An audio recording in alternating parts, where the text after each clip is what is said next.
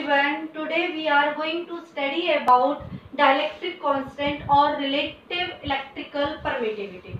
Okay, dear students, मैं इससे पहले बताने से पहले मैं आप लोगों को थोड़ा सा प्रीवियस डिस्कस कराना चाहती हूँ और पिछले का रिवाइज करना चाहती हूँ। तो लास्ट डे हमने पढ़ा था कूलम्ब्स लॉ कि कूलम्ब्स लॉ क्या होता है।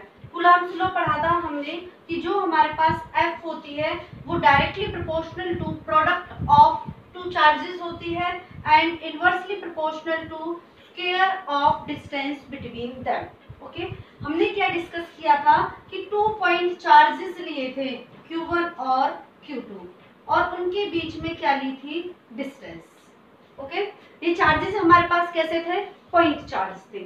ओके, अब डायरेक्टली प्रोपोर्शनल का साइन रीप्लेस किया बाय के और के की वैल्यू को क्या रखा था हमने 1/4 pi epsilon not Q1 Q2 upon में R स्क्वायर। ओके स्टूडेंट, अब इसमें मैं आपको 2 पॉइंट बताऊंगी जिसके ऊपर आपका क्वेश्चन आता है बोर्ड में।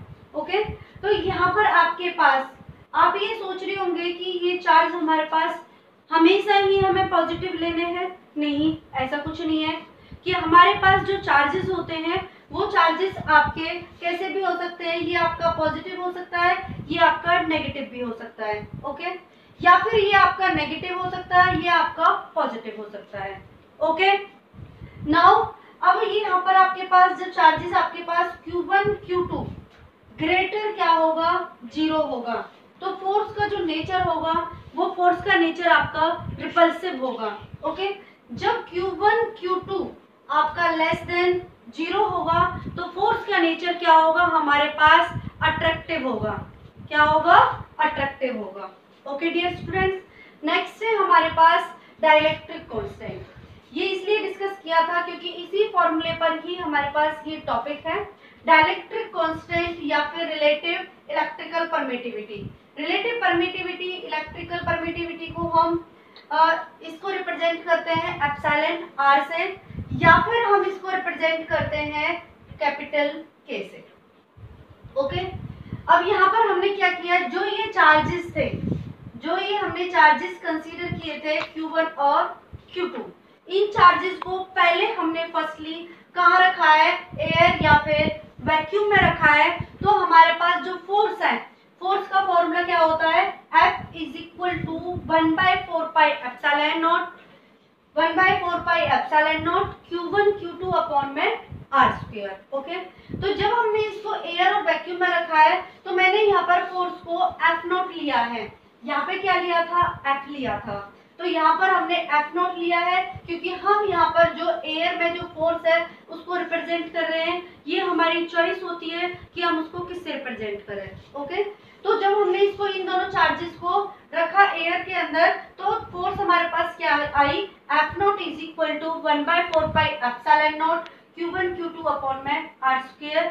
ये इक्वेशन क्या हो गई हमारे पास फर्स्ट। अब इन्हीं चार्जेस को Q1 Q2 चार्जेस को सेम इतने ही मैग्नीट्यूड और इतनी ही डिस्टेंस पर हमने कोई मीडियम में रखा, एयर और वैक्यूम को छोड़कर अनोदर हमने किसी और मीडियम में रखा। मीडियम में रखने के बाद हमारे पास अब क्या होगी, फोर्स चेंज होगी। क्योंकि बच्चे मैंने आप लोगों को लास्ट डे ही डिस्कस किया था कि जो ये परमिटिविटी होती है हमारे पास, इससे मीडियम में रखने पर फोर्स का नेचर क्या हो जाता है, फोर्स की जो वैल्यू है वो इंक्रीज और डिक्रीज होती है। मोस्टली क्या होगी, एयर और वैक्यूम में आपकी क्या होगी, इंक्रीज होगी। इनके अलावा किसी भी मीडियम में आप रखोगे तो वो क्या होगी, डिक्रीज होगी। तो उस फोर्स को हमने डिनोट कर दिया, मीडियम की फोर्स को Fm से और एयर वाली फोर्स को F नॉट से। तो Fm is equal to 1/4 pi epsilon m। देखो मीडियम के लिए क्या यूज किया हमने, epsilon m Q1 Q2 upon में R स्क्वायर। ये सिंबल हमारे पास एप्सिलॉन होता है, 1/4 pi epsilon medium Q1 Q2 upon में R square. It is equation second. अब हमने क्या किया, इक्वेशन को डिवाइड कर दिया फर्स्ट बाय सेकेंड। तो F नॉट अपॉन में Fn is equal to 1/4 pi epsilon not Q1 Q2 upon में R स्क्वायर। ये वाली टर्म को यूज किया इनटू में ये वाली टर्म। क्योंकि ये वाली टर्म क्या होगी, अपॉन में आएगी, अपॉन में आकर उसका क्या हो जाएगा, रिवर्स हो जाएगा। देखो सेम चार्ज लिए थे, Q1 Q2 cancel out, distance भी सेम रखी थी, तो r स्क्वायर हमारे पास कैंसिल आउट, 4 पाई से कैंसिल आउट, क्या बचेगा हमारे पास एप्सिलॉन m अपॉन में एप्सिलॉन नॉट। मीडियम की परमिटिविटी अपॉन में एयर की परमिटिविटी, ये ही हमारे पास क्या होता है, relative electrical permittivity of the medium, और इसको डिनोट करते हैं हम K से। ठीक है, अब इसकी डेफिनेशन क्या आ जाएगी, हमारे पास डेफिनेशन आएगी relative electrical permittivity is the ratio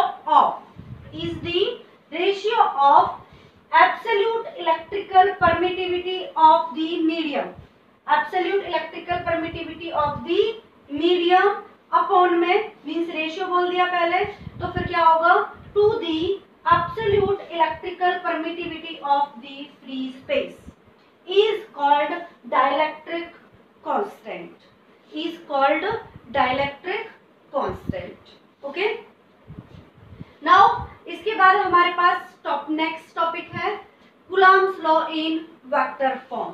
जो हमारे पास कूलम्ब्स लॉ था ये वाला, इस कूलम्ब्स लॉ की अब हमें क्या करनी है, वेक्टर फॉर्म करनी है। वेक्टर फॉर्म में देखो मैंने क्या यूज किया है, यहाँ पर 2 पॉइंट चार्जेस लिए हैं Q1 और Q2, इनको प्लेस किया है हमने XY प्लेन के अंदर, ये हमारे पास ओरिजिन है। ये बच्चे इस तरह का डायग्राम हमने motion in a plane vector वाले चैप्टर में 11th में पढ़ा था, उसी के बेसिस पर ये हमारे पास टॉपिक है, इजी है। ओके, तो हमने 2 चार्जेस लिए Q1 और Q2। ओके, पोजीशन वेक्टर लिया उसका A और B। Okay, position vector A and B, और sorry position point A and B, origin से A पॉइंट तक हमारे पास पोजीशन वेक्टर हो गया R1, इसका पोजीशन वेक्टर हो गया हमारे पास R2, और इसका पोजीशन वेक्टर हो गया हमारे पास R21। ये आपको पता है, हम जब एक डायरेक्शन में लेते हैं इस तरह से, तो इन दोनों का सम क्या होगा, इसके इक्वल होगा। देखो किस तरह से होगा कि R1 वेक्टर प्लस में R2 vector is equal to R2 vector.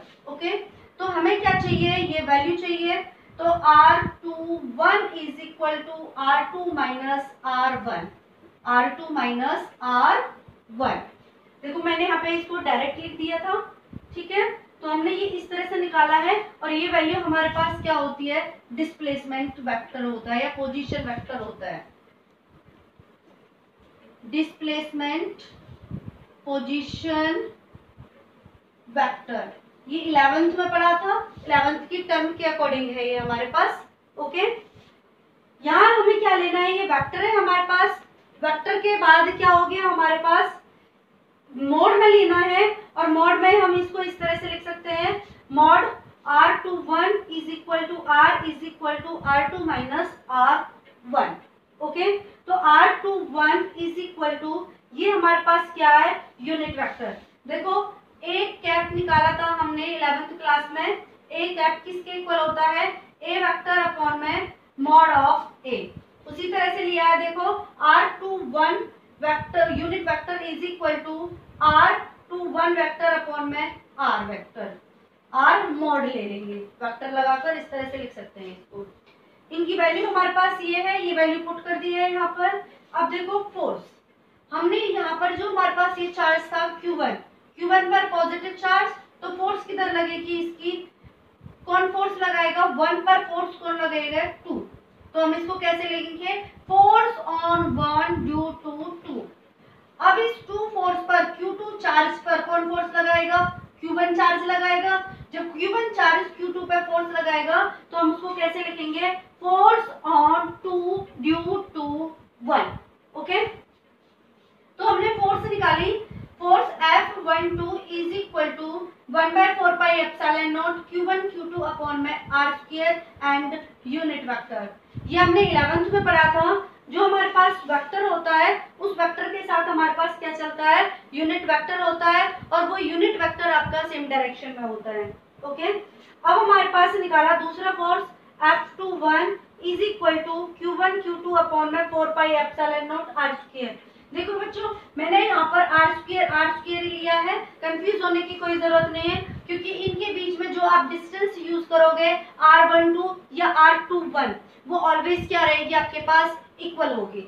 Okay, क्या रहेगी आपकी, इक्वल होगी।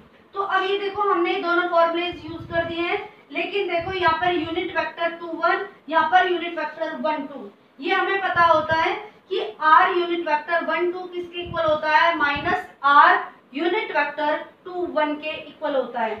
तो यदि हम इसमें ये वैल्यू पुट करें तो वो किसके साथ आ जाएगी आपके पास, माइनस साइन के साथ आ जाएगी, और माइनस साइन के साथ आने के बाद इनकी जो हमारे पास राइट हैंड साइड है वो क्या हो जाएगी, इक्वल हो जाएगी। तो हम कैसे लिखेंगे, F12 is equal to minus F21। तो ये क्या हो गया हमारे पास, जो फोर्स है 12, जो फोर्स है 12 वो किसके इक्वल हो गई हमारे पास, 21 के। जैसे ये पॉजिटिव चार्ज Q1, ये पॉजिटिव चार्ज हमारे पास Q2, ये फोर्स लगा रहा है इधर साइड 12, ये फोर्स लगा रहा है आपका F21। ओके, तो ये फोर्स क्या हो गई आपके पास, इक्वल एंड अपोजिट। जब इस तरह से फोर्स हमारे पास इक्वल और अपोजिट होती है तो ये आपको पता है ये कौन सा लॉ होता है आपका, Newton's third law of motion को ओबे करता है। Hence we can say Coulomb's law क्या करेगा हमारे पास, ओबे करेगा Newton's third law of motion को ओबे करेगा। ओके, नाउ स्टूडेंट्स, अब हमारे पास एक टर्म है, हमारे पास जो कूलम्ब्स लॉ होता है वो सिमिलर किसके इक्वल होता है, न्यूटन्स लॉ के इक्वल होता है। दोनों ही लॉ कंजर्वेटिव प्रॉपर्टी को फॉलो करते हैं और दोनों ही लॉ क्या होता है आपके पास, इनवर्स स्क्वायर लॉ को फॉलो करता है। देखो इनवर्स स्क्वायर लॉ को किस तरह से फॉलो करता है, देखो F inversely proportional to R square होता है, और ग्रेविटेशनल फोर्स में हमारे पास क्या होता था, ग्रेविटेशनल फोर्स में क्या होता था कि टू ऑब्जेक्ट्स होते थे जिनका मास m1 और m2 होता था, these are separated by a distance r। तो यहाँ से हमारे पास ग्रेविटेशनल फोर्स आती थी G m1 m2 अपॉन में r स्क्वायर। तो ये जो हमारे पास ग्रेविटेशनल फोर्स है ये भी आपकी इनवर्स स्क्वायर लॉ को फॉलो करती है। बट जो हमारे पास इलेक्ट्रोस्टैटिक फोर्स होती है, जो मैं बोल रही हूँ बार बार कूलम्ब्स लॉ, ये हमारे पास क्या होती है, इलेक्ट्रोस्टैटिक फोर्स होती है, और ये इलेक्ट्रोस्टैटिक फोर्स बहुत ज्यादा स्ट्रॉन्गर होती है। किससे स्ट्रॉन्गर होती है, ग्रेविटेशनल फोर्स से। ओके, दोनों में एक डिफरेंस है। ये जो हमारे पास ग्रेविटेशनल फोर्स है ये आपकी मासेस के बीच में लगती है, और इलेक्ट्रोस्टैटिक फोर्स आपकी चार्जेस के बीच में लगती है। ओके डियर स्टूडेंट्स, जितना कराया है उतना रिवाइज करो। आई होप आप लोगों को समझ आ गया होगा। Thank you.